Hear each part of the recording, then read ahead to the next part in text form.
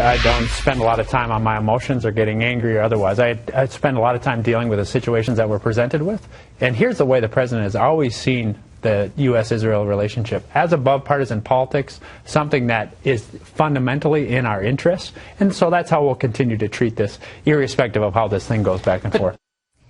That was White House Chief of Staff Dennis McDonough on Israel's Prime Minister Benjamin Netanyahu heading here to D.C., but not at the invitation of the president. The White House now arguing this invitation that came from House Speaker John Boehner breaks with protocol. But Netanyahu said this morning he will go anywhere he's invited to speak about Israel's stance on Iran's nuclear program. This has all kicked up a little bit of diplomatic dust. Here to explain and break it down, Fox News digital politics editor Chris Steyerwalt. Good to see you. It is a little dusty, but it's good to see you, yes. Okay, so the White House, it's tricky because they're saying the president's not going to meet with Netanyahu when he's here. It's too close to Netanyahu's election. But they'll be respectful, and of course the House can invite him if they want to.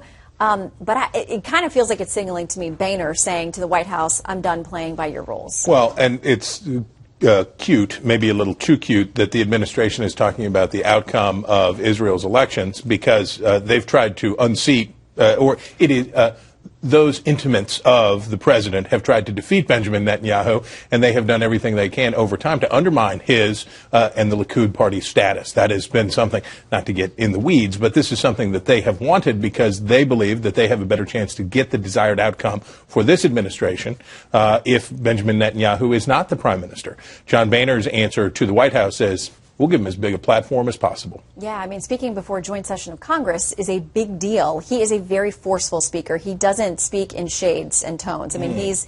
Remember the Wile E. Coyote bomb with the Iranians? Right. He comes with his own visual aids. Right, yes.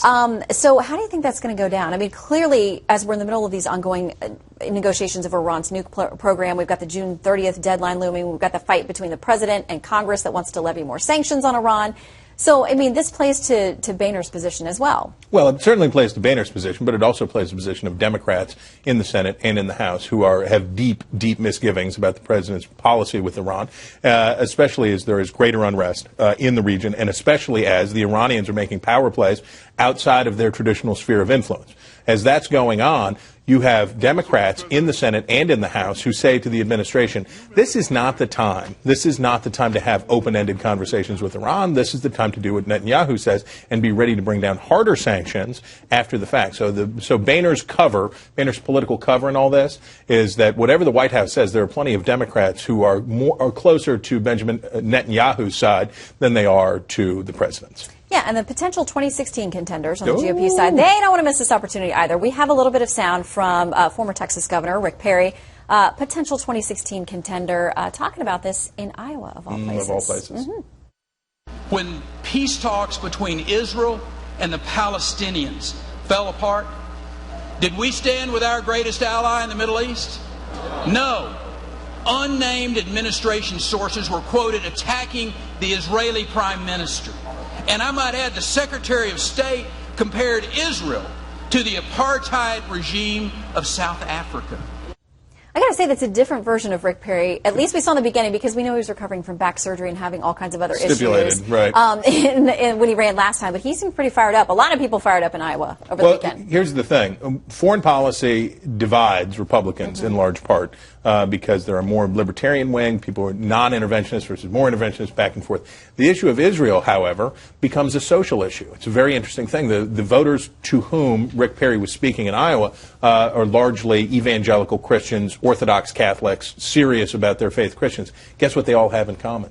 They see the primacy of Israel in the region and the moral imperative, the spiritual imperative to support that nation.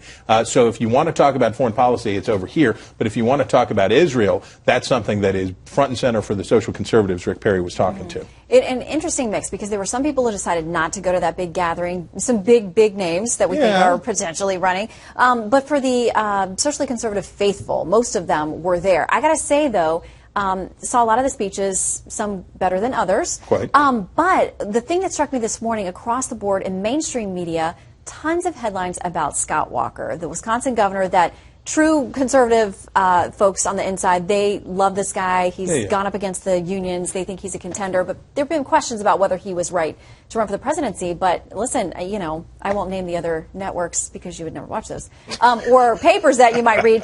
But listen, across the board, it was like they were discovering Scott Walker for the first time. Well, I'll put it to you this way. The four Republicans, the fact that Mitt Romney and Jeb Bush are engaged in what could be a very costly, very damaging fight for the establishment crown, that creates new dynamics in the race.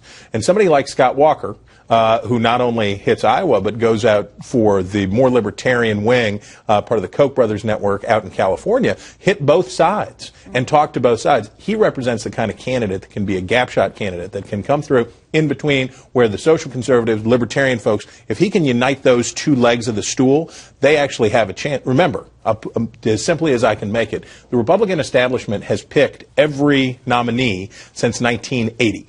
The only way that that's not going to happen this time is if the other two branches of the party can unite behind somebody, and Walker represents the kind of candidate who might do that. All right, well, you and I will be spending time in all these places. Iowa, Yay! at the top of the list. I'll see you there. See you there. Pack your long johns. Thanks, Chris.